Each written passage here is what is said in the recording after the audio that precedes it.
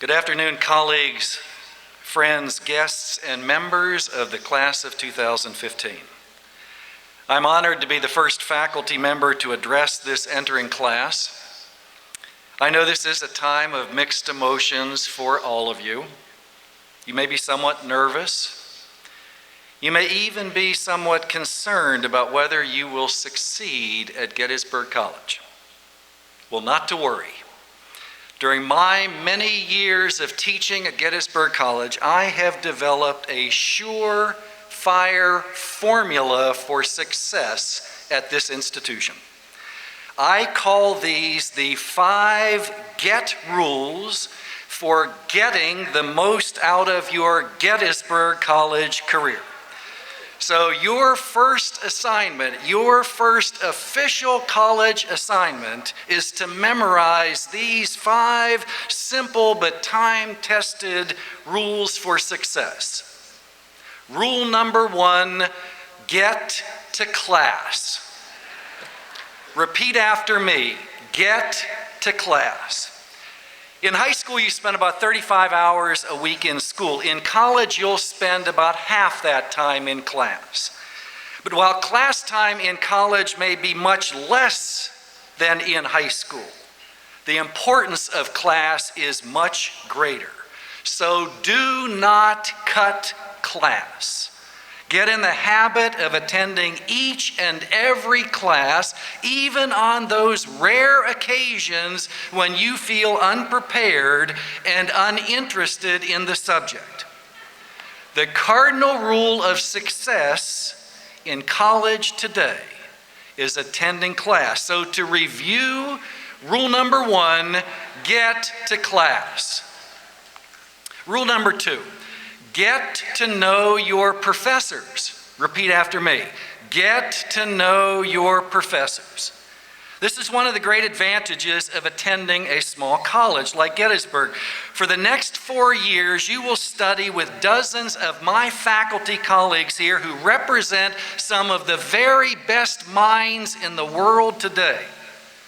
And these remarkably accomplished faculty members seated before you today are here because they love to teach, and they want to teach you. Earlier this month, the Harrisburg Patriot News did a back-to-school article on colleges in South Central Pennsylvania. When Casey Varner, who is a sophomore at Gettysburg College, was asked this question, name the coolest professor on campus, Casey wisely replied, all of them. All of them are really dedicated to the subject they teach, and they want their students to succeed. My friends, that is incredibly high praise from one of our own, but Casey got it right. Faculty members here are dedicated to student success, so listen to what we say, do the work that we assign, and get to know us. You'll get to know us in the classroom, especially if you follow rule number 1, which, in case you forgot, is get to class. But my colleagues and I will invite you into our offices, our labs, our studios, our practice rooms where additional learning will occur. And learning at this school is not limited to campus. I found that road trips produce important learning experiences and foster deeper student-faculty interaction. So each fall, I take my first-year seminar, which is entitled Death and the Meaning of Life, to the Holocaust Museum in Washington, D.C., to the battlefield here in Gettysburg, and to a local funeral home. I'm a biblical scholar by training, and for the past 3 years, I've taught a weekly class called Bible Discoveries to some 60 convicted felons at the Camp Hill State Prison, a maximum security, all-male correctional facility about 35 miles north of campus. Because my work with those inmates has had such a profound impact on me, I decided to share that experience with some of my upper class students. So last spring, I took 9 members of an upper division biblical studies course with me to prison. And there they met and interacted with my inmate students. That was a learning experience that my students from Gettysburg College will never forget. So get to know this faculty. Get to know your academic advisor who you'll meet tomorrow. Get to know your first-year seminar professor who you'll meet next week. And get to know your other professors. Knowing your professors will inspire you and motivate you to learn, and some of those relationships between students and faculty members last well beyond graduation. I'm an ordained Presbyterian minister, and I've been honored to officiate at the weddings of a number of my former students. So rule number 2, get to know your professors. Rule number 3, get involved in service. You've been blessed with many talents and resources that allow you to attend this fine institution. Now learn to give back. Many of you were involved in service in high school, so you already know its importance. But we have service clubs and organizations on campus that you can join, and we have a Center for Public Service, which is devoted to providing service learning opportunities for students. Through the Center for Public Service, I've taken 2 different groups of students to the San Carlos Apache Reservation in Arizona for immersion experiences between semesters. For a week, we lived with Apache families, we ate Apache food, and we participated in Apache culture. Service is an excellent way of learning about others. So when you're at Gettysburg College, rule number 3 is get involved in service. Rule number 4, in case you're counting, is get off campus. Gettysburg College has much to offer students, but don't you dare spend all 8 semesters of your career here in Gettysburg. Students today need a global perspective, and you'll get that in classes that you take on campus. But nothing will give you that global perspective like studying abroad for a semester or 2. We have study abroad programs throughout the world, so begin to plan now for studying abroad. Don't ask if you should study. Ask when and where you will study abroad. So to repeat rule number 4, get off campus. Rule number 5, which may be the most challenging of these rules, is get some rest. Our students work hard, but they also play hard. And what gets sacrificed is sleep. It's not easy getting to sleep at a reasonable hour on campus, but don't fall into that trap of staying up at all hours of the night and sleeping during the day, because that schedule will lead to you cutting class, which is a violation of rule number 1. So to obey rule number 5, get to bed at a reasonable hour. Now, a quick review is in order. Rule number 1, get to class. Rule number 2, get to know your professors. Rule number 3, get involved in service. Rule number 4, get off campus. Rule number 5, get some rest. And that brings me to rule number 6, which is specifically for parents.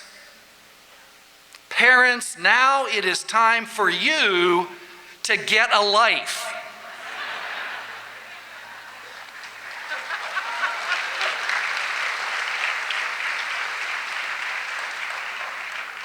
I know this is a difficult hour for you. In just a few minutes, you're going to say goodbye to your child and then leave campus. But in the midst of that sadness, remember that this is the very moment that you planned for and have dreamed of for years. Everything you have done for almost 2 decades has been done to get your son and your daughter here for this very momentous occasion. You have succeeded. So now is the time to congratulate yourself. Now is the time to take advantage of your success. So now get reacquainted with your spouse. Do fun things that you couldn't do while your child was around. And reclaim that life that you lived before the birth of your son or daughter.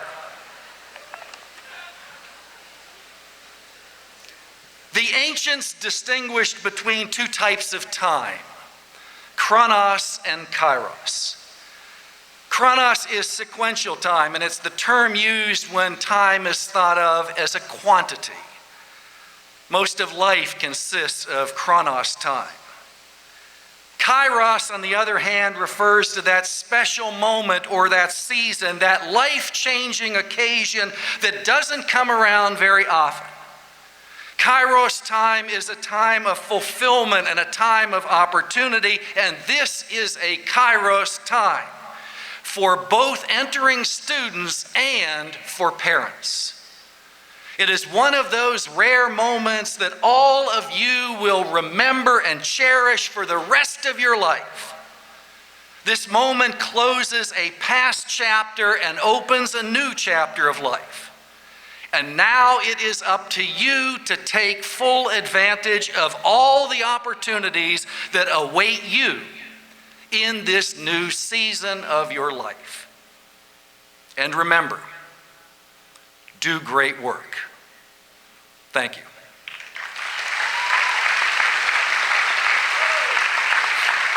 Thank you.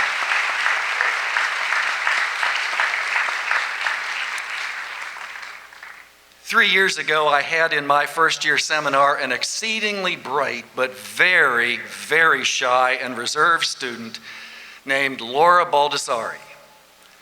The next semester, Laura asked me to write a recommendation for her for the position of orientation leader, which is another reason why you need to get to know your professors. In my letter dated February 23rd, 2009, I described Laura in this way. Laura has great potential. While this relatively quiet student might have gotten lost in a big school, Gettysburg College suits her perfectly. Here she will rise to her potential. Here she will stand out and win accolades. Here she will succeed in many areas of college life. Besides, I think she would be an excellent spokesperson for the college. Her compassionate nature and enthusiasm for Gettysburg College would make entering students feel right at home right away. Friends, my words of 2.5 years ago proved to be prophetic. For Laura has lived up to and even exceeded my high expectations. Not only did she work with the orientation program that year, this past year she rose to the position of student coordinator of the entire first-year orientation program. And today, this student, who I had to coax to speak up in a class of 15 students 3 years ago, becomes a spokesperson for the college as she welcomes all of you. Please join me in welcoming to the podium one of my very favorite students, Laura Baldessari, class of 2012.